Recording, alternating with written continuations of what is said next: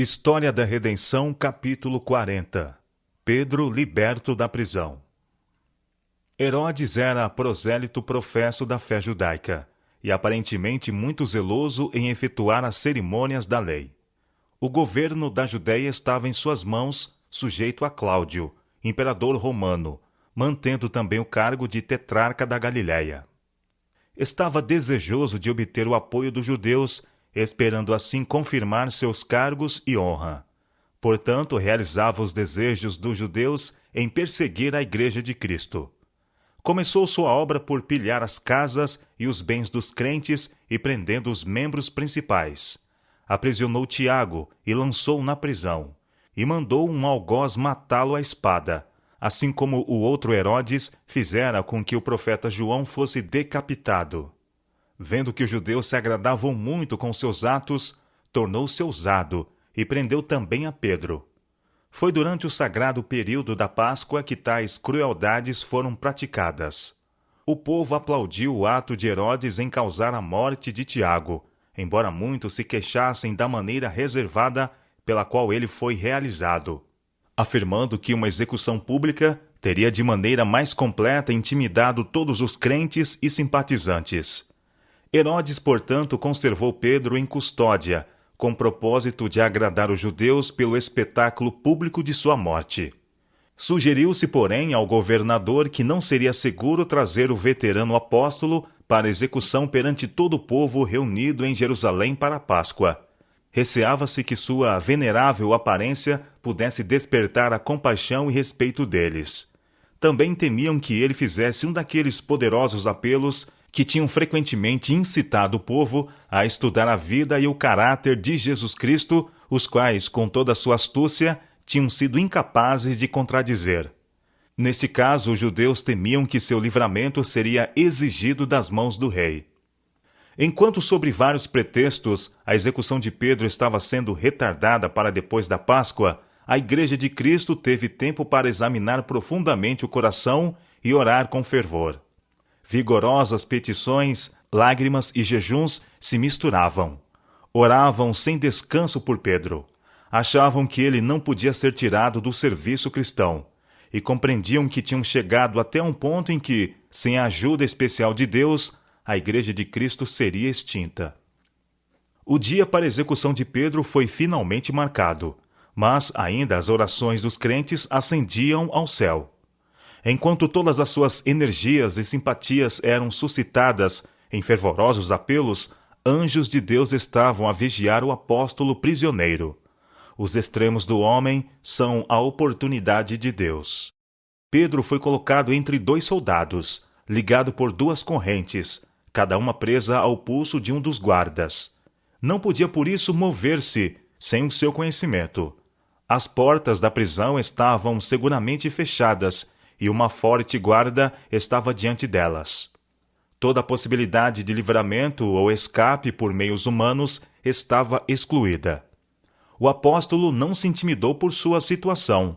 Desde sua reafirmação após sua negação de Cristo, ele tinha afrontado corajosamente o perigo e manifestado nobreza e ousadia em pregar o crucificado, ressurreto e assunto Salvador. Queria ter chegado o tempo em que devia depor sua vida por amor de Cristo. Na noite anterior à sua decretada execução, Pedro, em cadeias, dormia entre os dois soldados, como era comum. Herodes, lembrando o escape de Pedro e João da prisão, para onde foram recolhidos por causa de sua fé, tomou dessa vez precauções dobradas. Os soldados em guarda, para assegurar uma vigilância estrita, foram feitos responsáveis pela custódia do prisioneiro. Ele estava encerrado, como tem sido descrito, em uma cela cavada na rocha, cujas portas tinham ferrolhos e barras.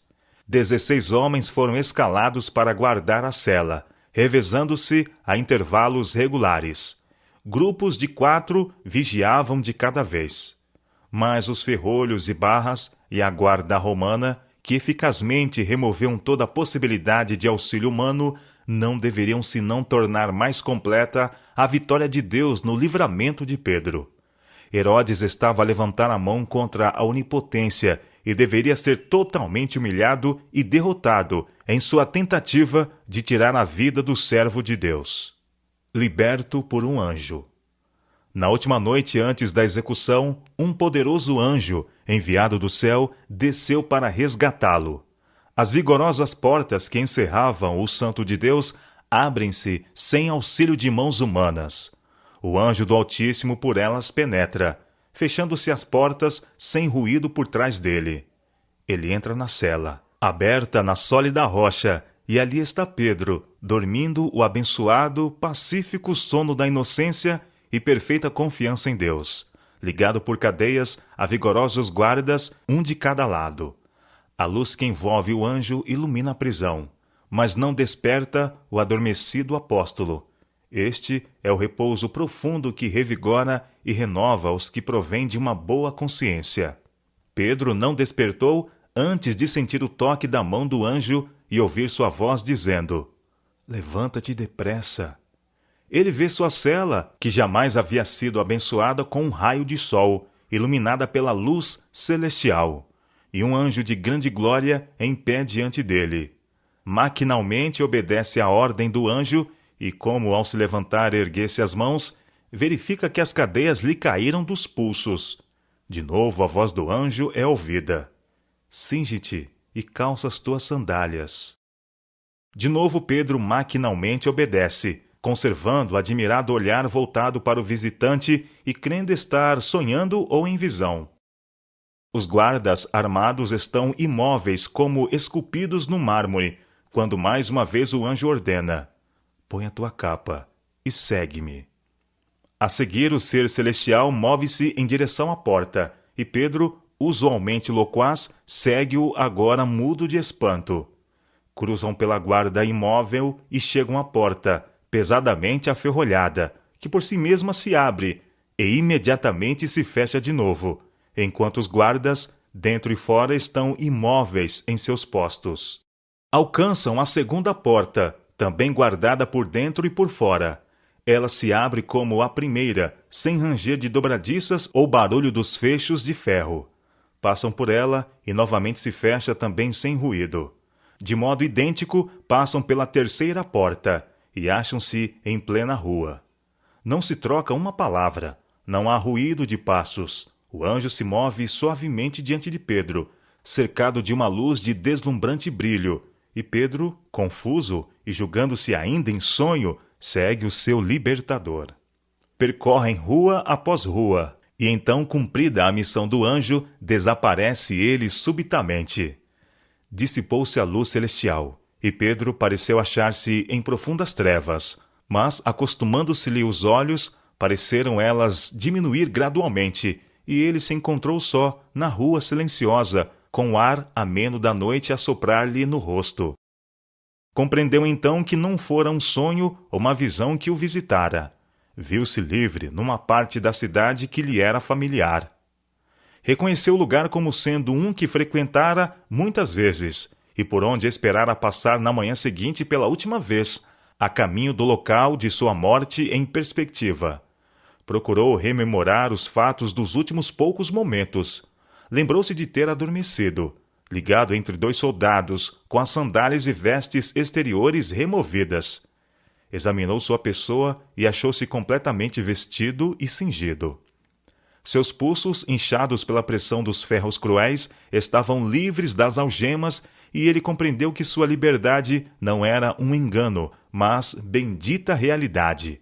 No dia seguinte deveria ser levado para morrer, mas eis um anjo o livrara da prisão e da morte.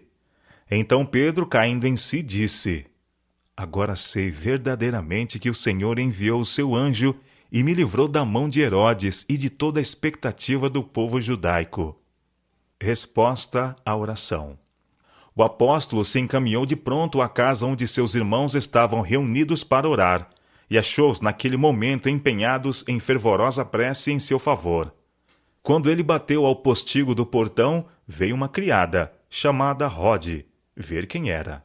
Reconhecendo a voz de Pedro, tão alegre ficou que nem o fez entrar, mas voltou correndo para anunciar que Pedro estava junto do portão. Eles lhe disseram: "Estás louca?"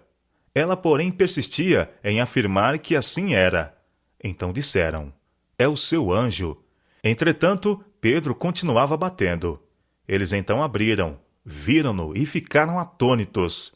Ele, porém, fazendo-lhe sinal com a mão para que se calassem, contou-lhes como o Senhor o tirara da prisão e acrescentou: anunciai isto a Tiago e aos irmãos. E saindo, retirou-se para outro lugar.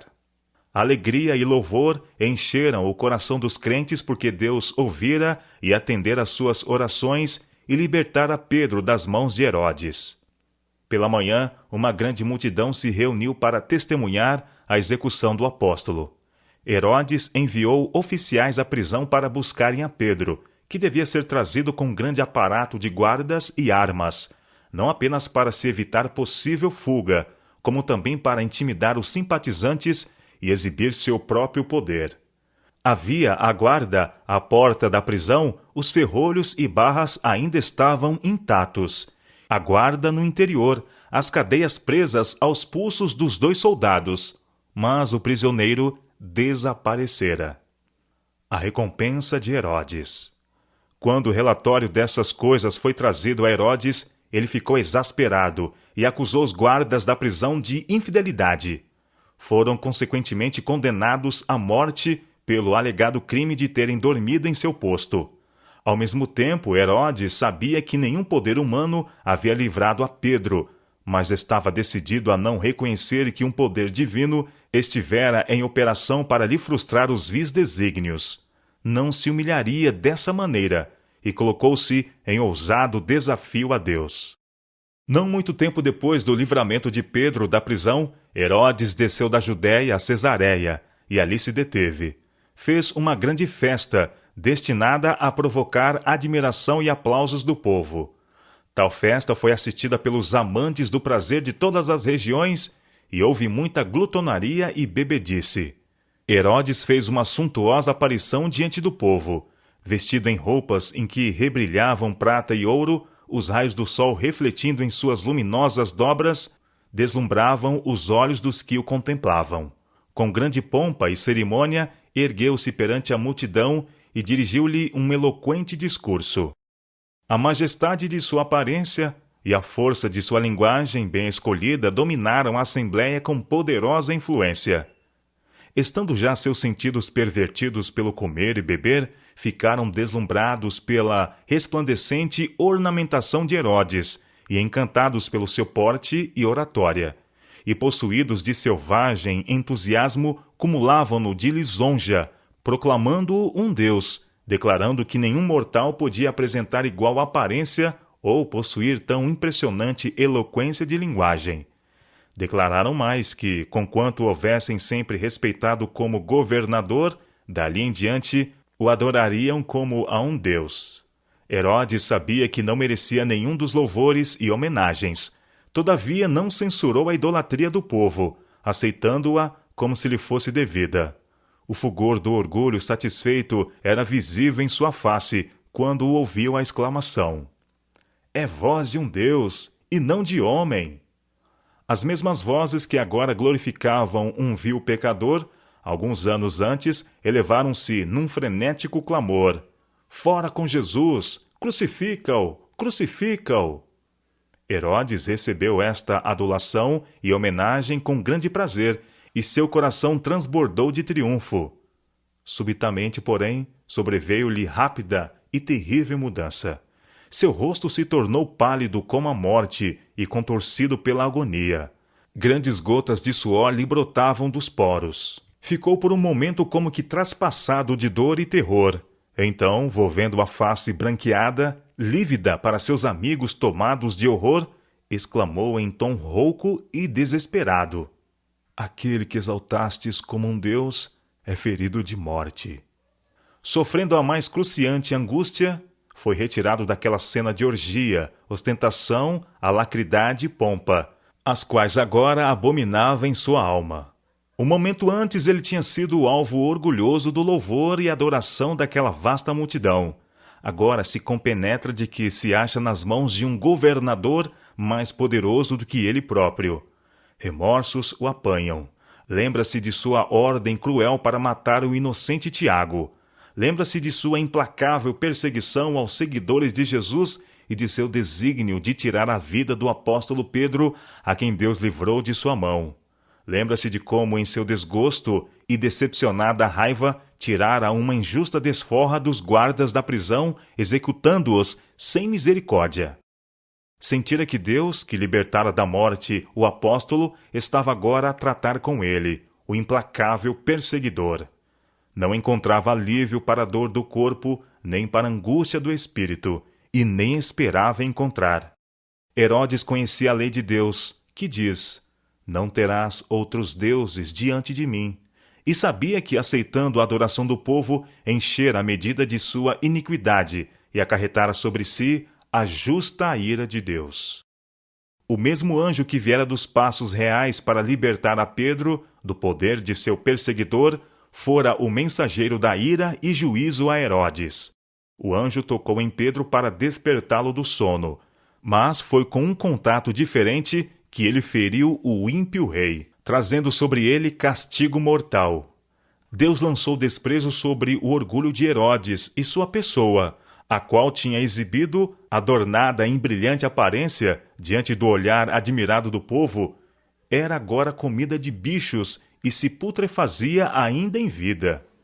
Herodes morreu em grande angústia de espírito e corpo, sob o juízo retributivo de Deus.